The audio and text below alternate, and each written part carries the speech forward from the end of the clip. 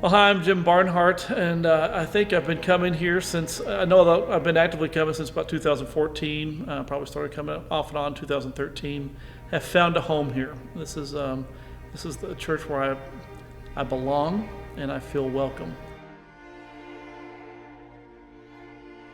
That's a great question.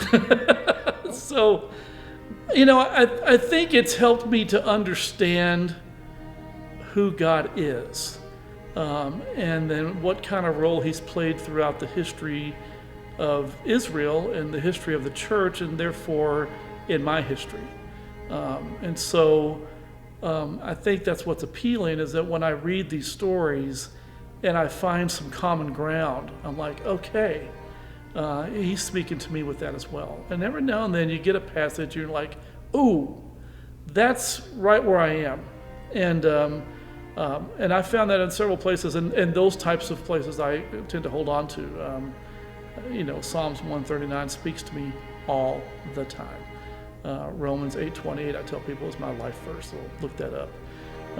And that's just, it's those types of things that really get me. And so every now and then you find that aha moment, and it's pretty cool. So if you're just starting, my first suggestion would be not to start reading the book of Genesis and trying to read the Bible straight through, because by the time you get to Leviticus or Numbers, you're going to get bored and tired and not want to do it anymore.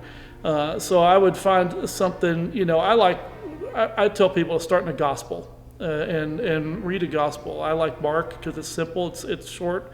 It was probably the first one written. And it's very straightforward.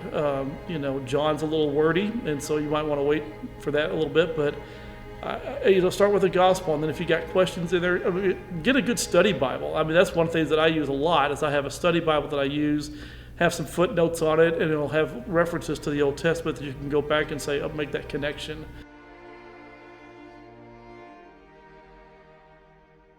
Sometimes it frustrates me that people don't see studying the Bible as important. And we're Christians. We base our faith on what the scriptures tell us. And if we're not aware of that, how do we live our lives?